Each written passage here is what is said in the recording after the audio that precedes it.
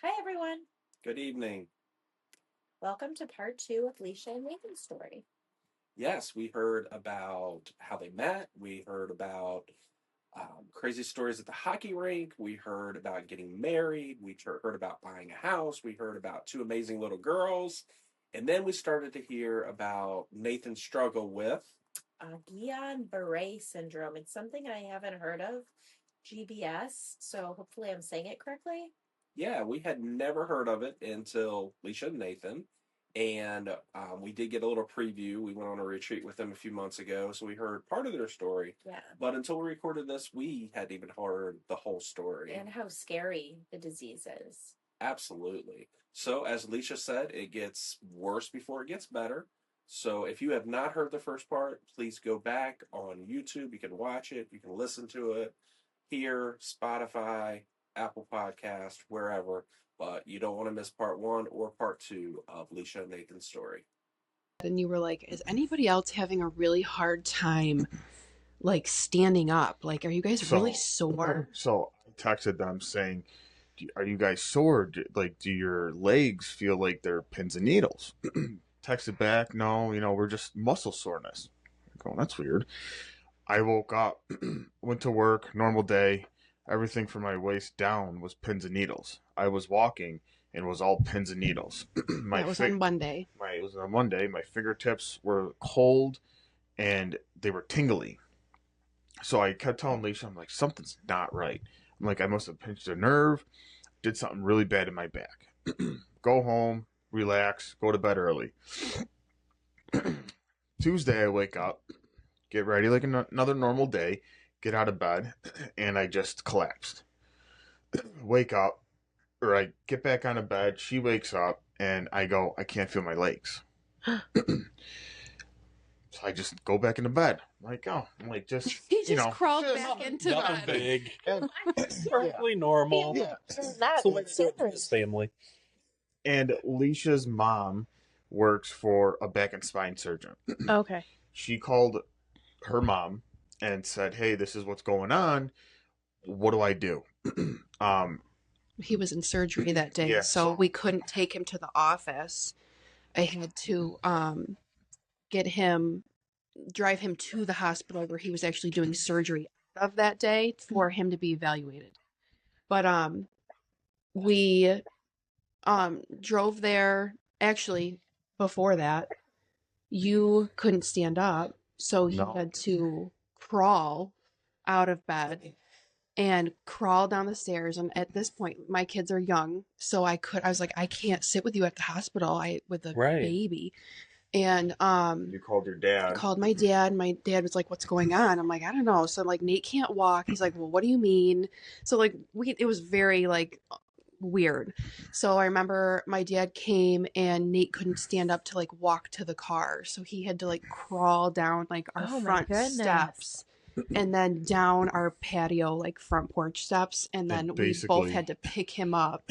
And I had to drag my feet every step. I had to drag my leg and kind of physically my entire body lift my leg up, and using them as my feet. Yeah. And my crutches got to the car. And then at that point went to Kenmore Mercy, and I was calling her, letting her know, like giving her updates constantly. Yeah, this was Tuesday at this point. Finally went to the hospital, filled out a bunch of paperwork, got into her room, and immediately the doctor at that point got MRIs, X-rays, everything like that done. And then I think it was after all these tests were done, I think I had, what was it? The next couple days I had a spinal tap done. I had a spinal tap, I think, on Wednesday. And they were testing for like an array of things like Lyme disease and, asking us a bunch of questions. I'm like, well, we went camping, right. Nothing like weird. Like, have you been sick recently? And we're like, yeah, now that you mention it, like we had food poisoning. And when they did the spinal tap, they were looking for the proteins to come back high or something like that, because it would then confirm that he had what's called Guillain-Barre Syndrome, GBS for short. And it did come back positive, and they immediately started him on it was like an immunotherapy, and it was like so many vials after so many days of a drip. And they started him on that right away, and they said, just so you know, so this stuff gets worse before it gets better. So it's like in your head, like, okay, but we had no idea, what you were about to face, the vastness of like what this actually was. And nor had I ever heard of this before this day. Right. So, I'm home with the kids, and I think I remember Thursday, he was still able to like text me, but it was very gibberish. Like, So when I was trying to call her and text her at that point, I couldn't feel anything from my upper chest down. And I had very limited motions or movement in my arms. So as I'm trying to text, my fingers were just going, they were just blah. And so I was, instead of texting, I was calling, but I was only able to use Siri. Then I had to lift my hand up to press on the speaker button to talk. And it got to a certain point where no more phone usage for me. I started moving, or I started losing movement in my arms at that point.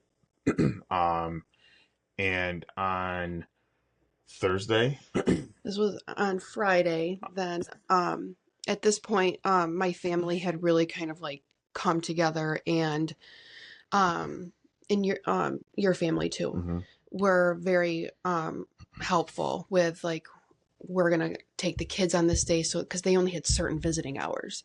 So like at this time, I'm gonna take this day to watch the kids, I'm gonna take this day to watch the kids, so that you can go sit with him, and so I can figure out what's going on. So I'm getting the kids ready in the car to take to one of my parents' house, and I get a phone call from the hospital, and they're like, Mrs. LaBarbara, we just want to let you know that your husband is no longer able to breathe on his own, and we have to ventilate him. We just need to let you know what's happening. And I'm like, okay, it's one of those things where you just act. You don't have time to like react on it. So I remember just saying, can I talk to him quick? And I just let him know, I think I let you know. I was like, it's going to be okay. We're going to get through this. And I think we prayed quick. And then I hung up, and then I called my dad. I think the kids were going to my dad's. And I dropped him off, and they're like, do whatever you got to do. And he let the rest of the family know, because at that point, I'm just like, I don't have time to update everyone. And I get to the hospital. He was already in ICU, and he was on a ventilator. And then that's kind of where it really started. That's crazy. Like, just married, not long, 2 little ones, and everything changes. Yeah, that's like those defining moments where it's before or after, right? Before you got sick or after. Now, is that something that's hereditary, or? No, it's not. I can tell you all things GBS at this point. Yeah. It's not hereditary. It is caused from like a viral or bacterial infection. Okay. It seems more common nowadays. But because we made sure, like, are the kids gonna get this? Am I gonna get this? But no, it was just like this weird fluke thing. We were checking to see if he had an autoimmune disease. He doesn't. So it was like one of those really weird things that it's just, he got it. Yeah. And there's no chance of it coming back. It's like, there is. Yes. There's, what was it, a 1% or 4% chance that it can come back. And basically the 4% chance would be me having to relive what I went through almost 3 years ago. Wow. And note too, GBS is not always as bad as what he had. Everybody is affected differently. What it does, I should have said this, it attacks your nerves that link to your muscles, that shut your muscles down. Because it all intertwines. The human body's awesome. But in his case, he had it head to toe. Like, it affected his lungs. Wow. His eyes, I mean, even blinking, like he couldn't even like close his eyes all the way when he was sleeping. I'm trying to think of everything. Some people only get it their legs. was weird when he was telling it. It was like you could see it progressing up his body and everything. Yeah. So that's. So at this point, what was your experience, Nate, in the hospital? What was your fear? What kept you going? How long were you there? So I was there for a total of 2 months. What I physically remember in the beginning was I was absolutely terrified. Had no idea what was going on. They had no idea what it was. Leesha was my voice, so for her saying everything today, that's what, because I don't remember a thing. I know, I promise I'm not speaking for him. There's a lot of things that I don't remember. I know what GBS is. I remember how I got it. But once it got to me being in the hospital and it progressing really bad, my memory is completely gone. And that's probably a good thing, though. You know what I mean? That you don't. I have some memories of it. But a lot of it was just terrifying, knowing that, like, am I dying? Am I going to see Leesha and the girls again? Am I going, what's happening? How long am I going to have the ventilator in for? How long am I going to be paralyzed for? Because I was paralyzed head to toe. I had no movement, like Leesha said. And it was hard. It was really hard. I was in a hospital room by myself.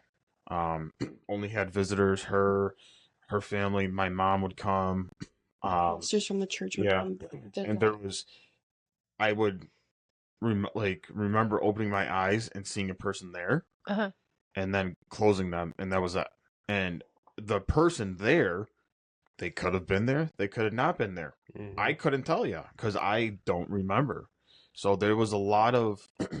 It's kind of nice, like Kevin, like you said, like not remembering a lot of it. But I remember Leesha always being by my side, 24/7, 7 days a week, always being by my side.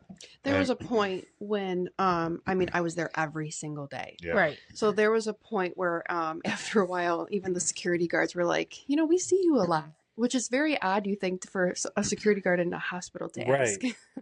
But it was very funny because I ended up getting to say, my husband's up there in ICU. Yeah. And one of the doctors, like one of the head doctors in ICU was like, you can come anytime you want. He's like, this doesn't apply in this case. And he's like, whatever works for your family, it is okay. So I was coming at like 11 a.m. to like 6 p.m. And it just worked like that. Yeah. But we were very, very blessed in that way because I was making sure, like he said, like I was his voice. Yes. Like I knew that like he needed his glasses on. I'm like, I don't even know if you had your contacts in when you went to the hospital. I took my contacts out after I started losing function in my hands. I took them out, threw them out. I was like, I can't use these. Right. She brought me my glasses and I kept my glasses on for almost 2 months.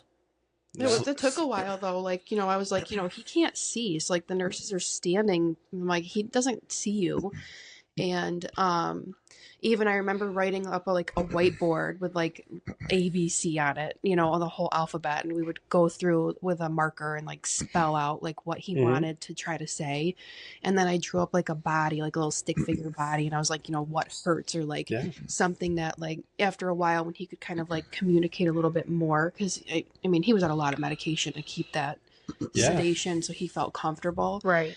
So it was just basically like making sure that, don't get me wrong. I think hospital staff's like ICU staff is wonderful, but like, I want to make sure that, as you should with your own family, that everything is going how it's supposed to go and he's being treated right. And that you're his advocate. Yeah. So, and I think that, like when you said about the security guards noticing, unfortunately today there's people that'll just, you're in the hospital, okay. And even sometimes with husbands and wives that, especially if you got little kids and stuff, that's hard. Yeah, you have to put in the effort every day, and that is a labor of love. Yeah, yeah. And love is an action. It's not just, I love you, I feel like I love you, whatever. Yeah, those feelings are there sometimes. There's emotions and stuff, but it is, we put forth that. We wake up in the morning and decide to do that.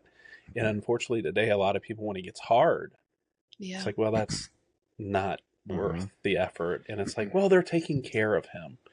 Whereas on the other side of it, you see that, okay, well, they're taking care of him, but there's the next level. Like, what can I do to help him? What can I do? Yeah. And I think it was just like one of those things that, the Lord takes over in that moment.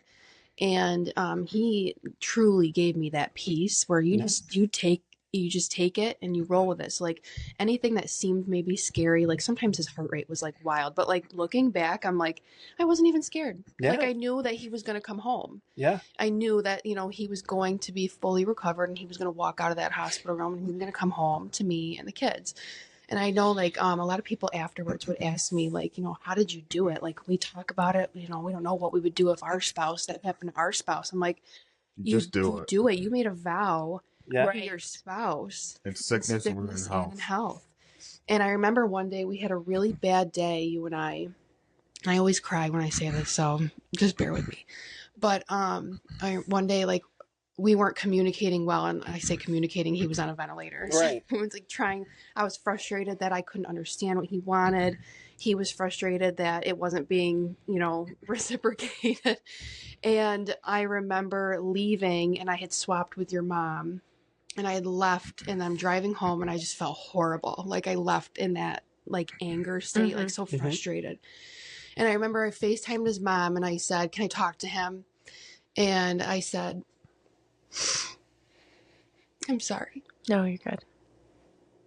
I said, on October 13th, 2018, I made a vow in sickness and in health. And I said, I'll never leave you. And I said, I'll flip tables for you.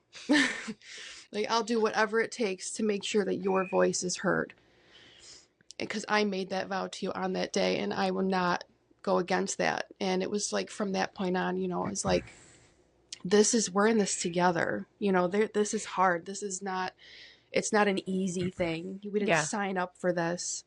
But it made it real in that moment. Like, that's what that means. Are you ready to commit to a spouse, like in sickness and in health? No matter what that looks like.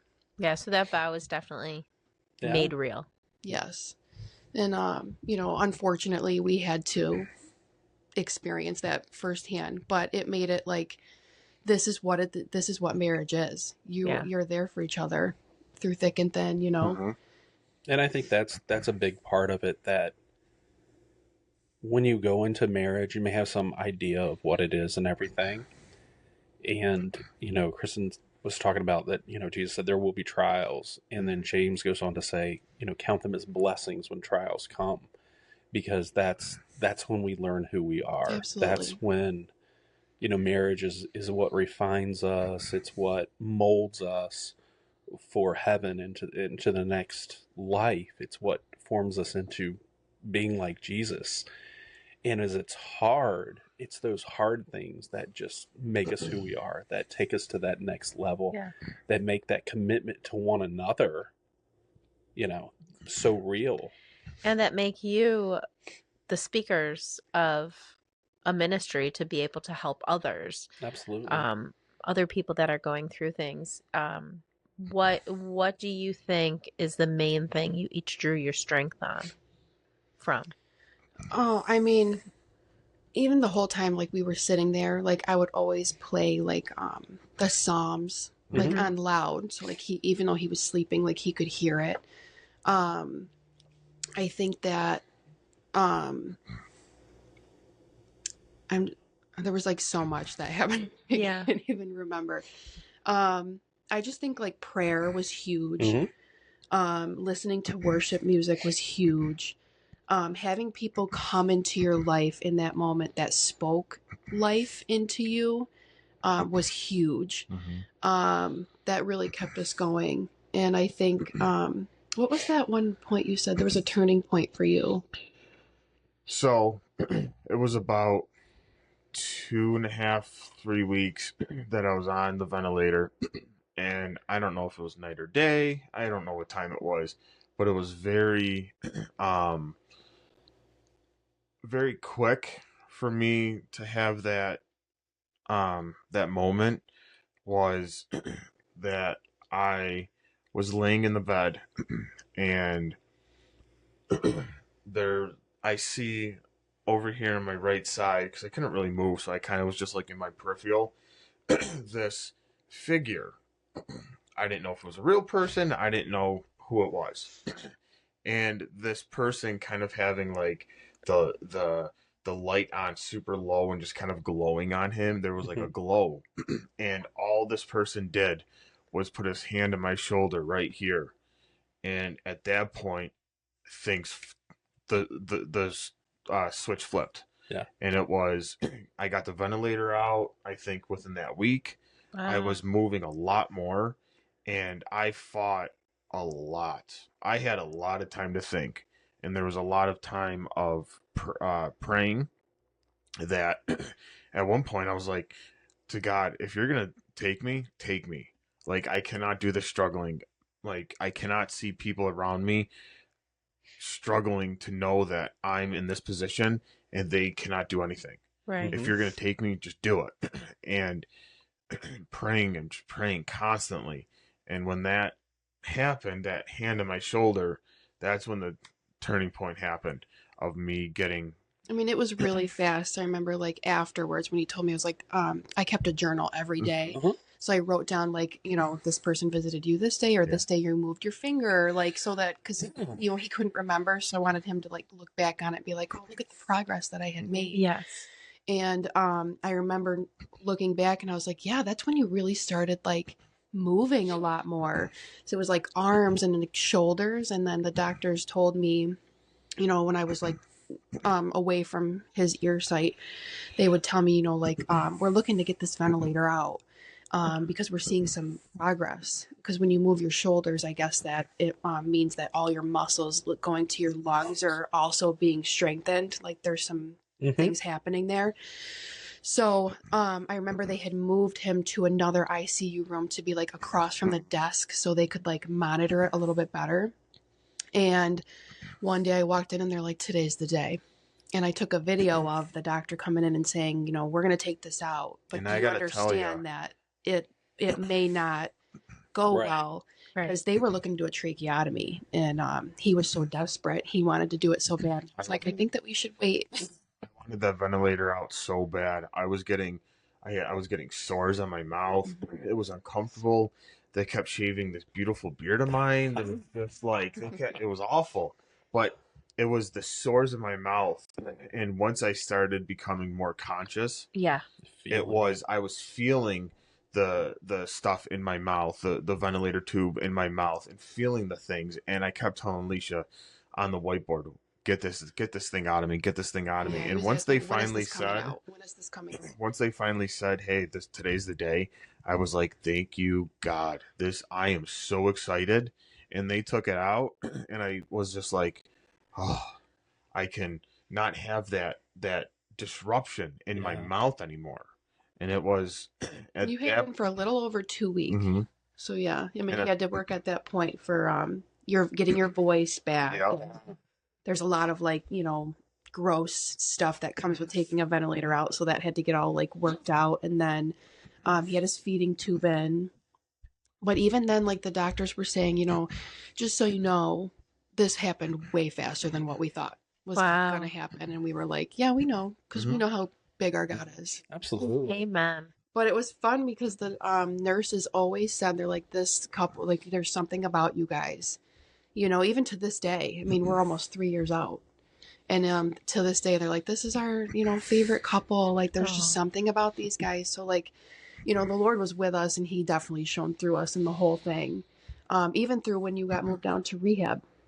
Yeah. Yeah. Rehab was... It was tense. It's a boot camp, let me tell you. It's a boot camp. It was tense.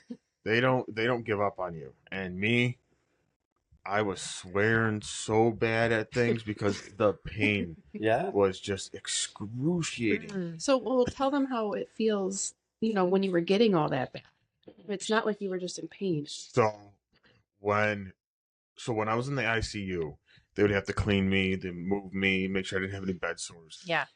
And the lightest touch ran on my body, like a needle pain through my body. once I started getting the feeling back, when I finally got down to the rehab, it was pins and needles, Yeah. and it was like a tingling. So if you your leg falls asleep, your arm falls asleep, and that that coming back feeling, Yeah. that's what my entire body felt, but it never went away. So anytime I had to move, it was just excruciating. But the PT therapists and stuff there, they were absolutely amazing. They helped me through all this, They and were incredible. yeah, They and worked so well with you. it got to a certain point where they were having to find things for me to do because I was succeeding so well. Amazing. That they're like, well, let's try walking, let's try going upstairs and this and that. And I was Surpassing. yeah. Like, Yeah. they were amazed. And I was still in a lot of pain. Yeah. And even like today, I still have some issues going on that I just kind of forget because life has to go on. I can't, say, oh, I can't do this because XYZ. I have a full-time job. I have to take care of my wife, my kids. So I fight through the pain that I have. But in the hospital was definitely hard. And then once I finally got motion and the feeling back in my entire body, it was basically finding our new normal. New normal. Yeah. I'll say this, that, like your story and everything, it is not typical for today for marriages and people. And like, when I think about how young you guys are compared to us, because we're old. Not old. Yeah, we are. But, like guys today, well, number one, for you to be the advocate to go, whatever, that's something that doesn't happen that much these days. And then like for Nate and even what he's doing today to say, you know what, I just need to do this and move on. We are a generation or generations here where we want easy. We don't want to put forth effort, whether it be in our marriage, our work, with our kids, with whatever it is. So we like don't we get just blessings on we just want the easy way. Right. We miss so much, like because we just walk away from it. It's easy. Oh, I don't feel good. Like with what you went through and stuff, I'm sure you could like, oh, I get disability, I got this, I got that, and I'm just going to sit and, you know what I mean? But like literally, that's the easy way out, and sit home and play video games or do whatever. Not challenge yourself. The biggest lesson you each learned through that, and your biggest maybe blessing through it?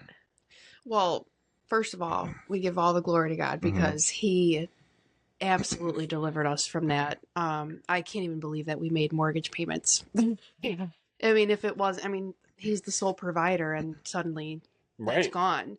So we had just like the rally of people that had come to our aid, and like I'm talking like everything from like groceries to like I had to sell my car because I couldn't pay 2 car payments, and that was unheard of because it was a lease and it was like not time for it to go. And I actually got money back from it.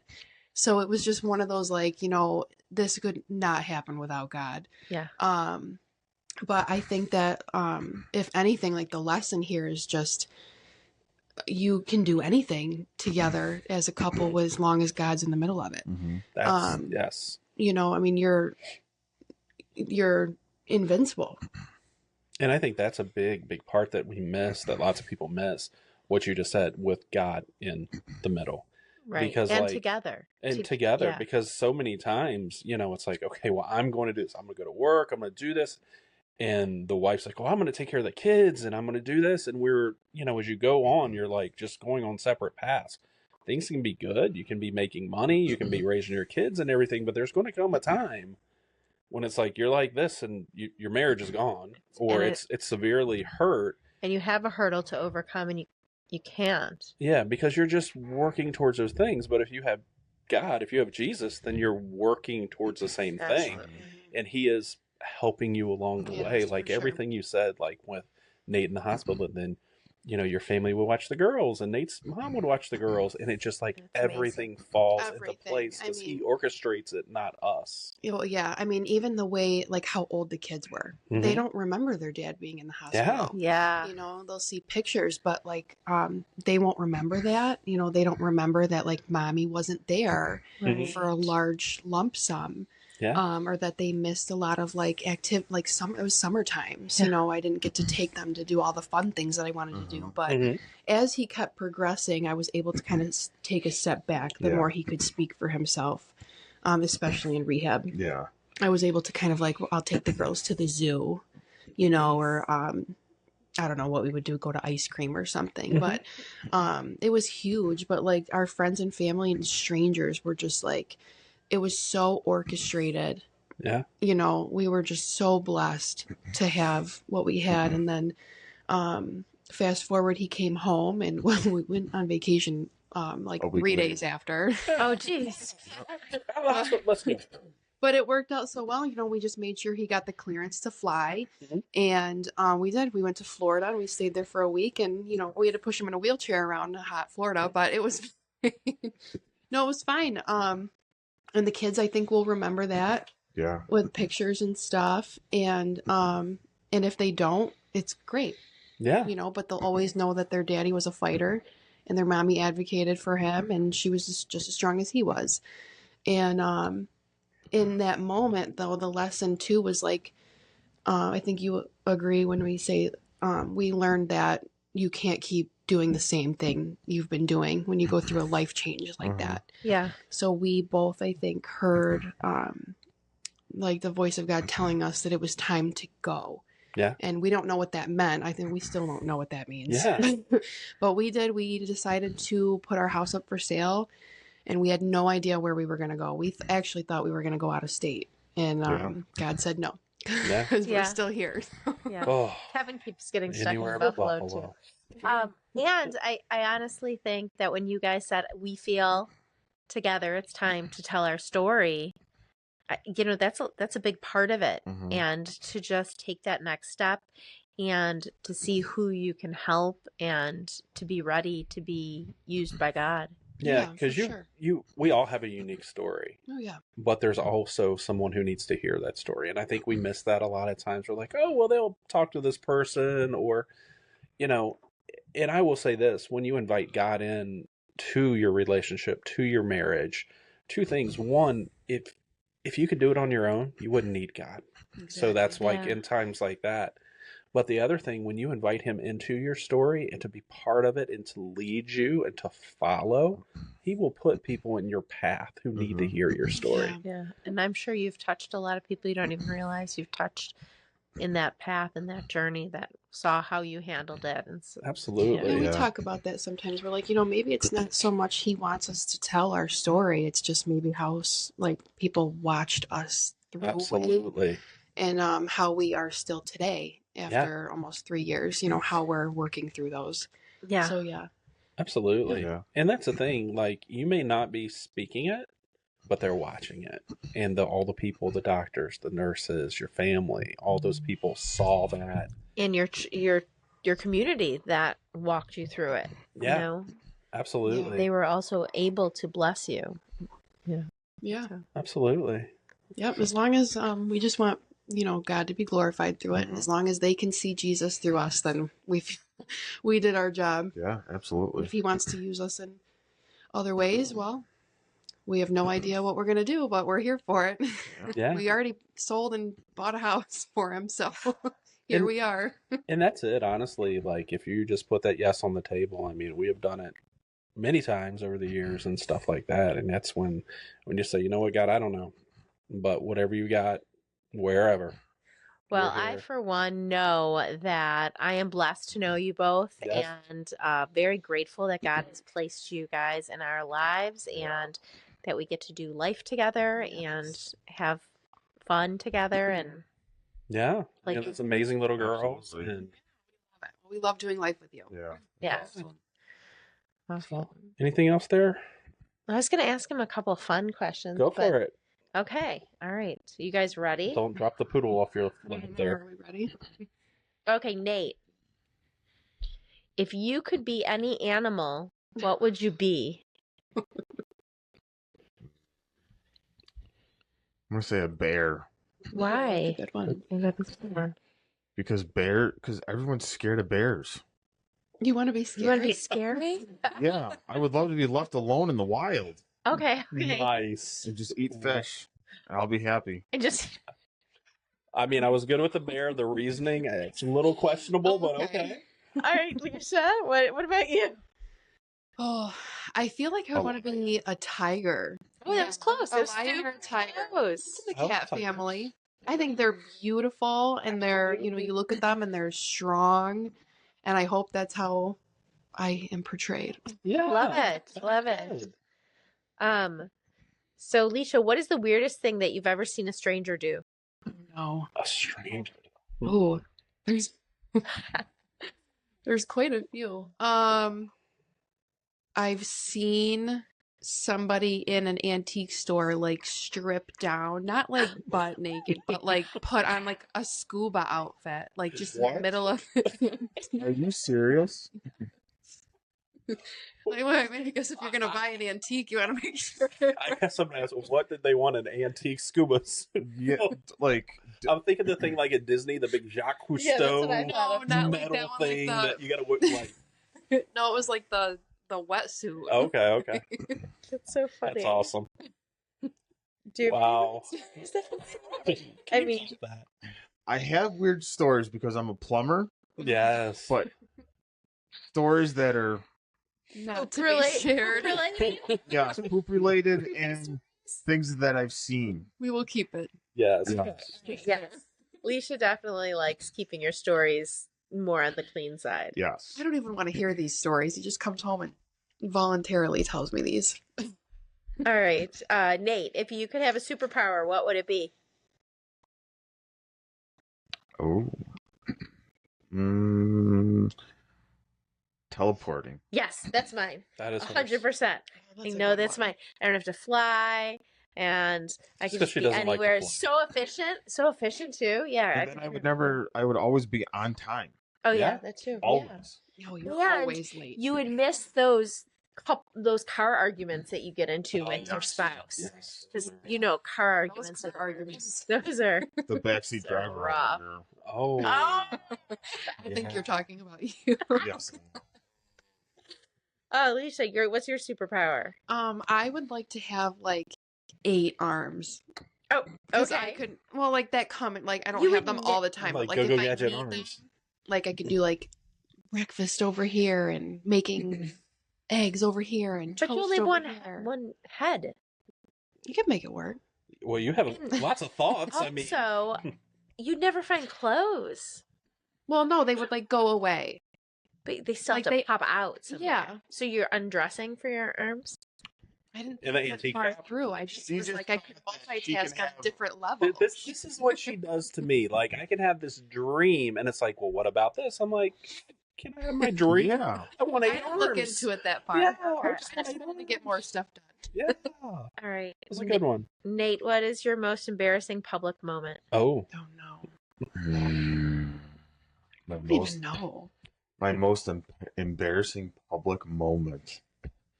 I honestly don't. I have one, Oh no. but it's Oh. definitely not appropriate. Oh. Okay. Wow. I So don't know if I can think of one. Marriage in the Buff After Dark.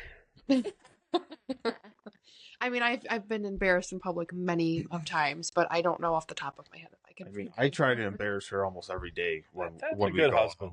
It's a good husband. As one should. So, what do you guys have planned for New Year's celebration? I think we were thinking about taking the girls to this. There's like this little kid celebration at like this like brewery. They're doing like a kids New Year's Eve party with like a magician or something. Oh, Nice. fun. Oh, yeah, that's right. We are. We're gonna do that, or if like for some reason, because plans with kids don't work out the way you want it to. So if that doesn't work out, Might we're be just nap gonna time. blow up Yep. a bunch of balloons, and I think we're gonna play one of those YouTube videos where they count down like Aw. early. Yeah. Like, hey, look, it's Hey, on. it's midnight. It's 9. Go to bed. I love it. That's awesome. Right. What else? Anything else? Whatever you got there. Well, honey. thank you guys so much for joining us. We love you guys so much. Thank you for sharing your story, and you're welcome anytime to crash our party. Yeah, Yes. absolutely. Fun. It's Yay! yeah, you're in the dungeon. And we're your first guests. Yes. How Yes. exciting. It's so exciting. Absolutely. I mean, I'm gonna have to call my people and tell them Jimmy Fallon lost out, man. Yeah, they're gonna be sad. Yeah, it's They're okay. gonna be though. sad. We got them. Yeah, it's all good. I mean, We're going to need that in writing. We're gonna be famous now, Kristen. We're gonna be famous Yes. because we had Nate. Absolutely. Awesome. The greatest. All right, Yes. guys. Thank you Thank so you so much. much. Say goodbye. Bye. Bye. Happy New Year. It's New Year when you see this. We forgot about that. Yeah, it will be. It will be they'll New Year. done. Yes. It'll be next year. Happy Like, 2025. It's a superpower. We're like into the future. Absolutely. Bye. Bye.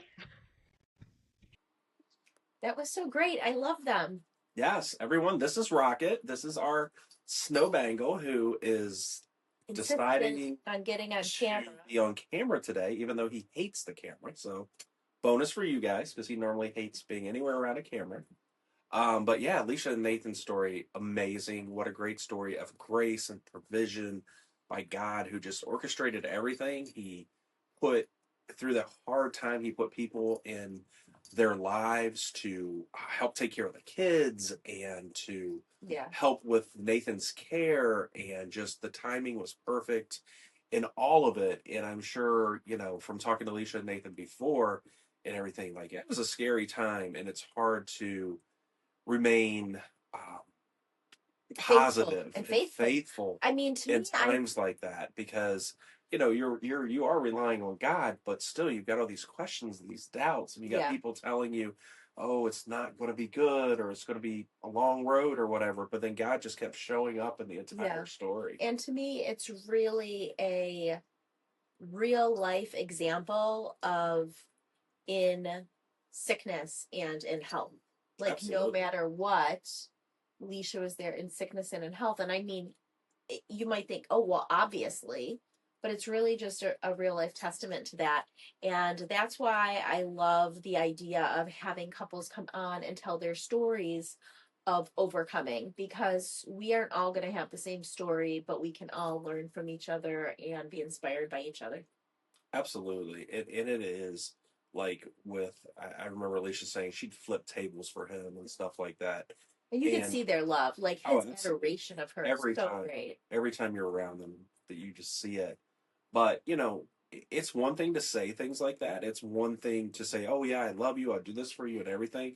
But when love comes down to that action, that it's like, oh, well, this is hard. I've got to take care of these two kids, and I've got to figure this out, and I've got to figure that out. And I got to come see you, and I got to help you communicate, and honestly, it gets old quickly, and lots of people just want to give up, and lots of people do give up. So it is great hearing stories like Leesha and Nathan that, you don't give up. You just keep doing it. God will provide the way. God will provide those things for you. He'll provide the means. You just got to show up every day in your marriage. And that's whatever you're facing. And it's a covenant. Absolutely. So through the good times, the bad. So death do us part. Absolutely. And there's always going to be those things. There's going to be the ups and downs. Different seasons will be different things, but there will always be those things that we have to be working on, working towards, and overcoming. Yeah. So, guys, what a great, amazing story. Thank you, Leesha and Nathan, for sharing with us.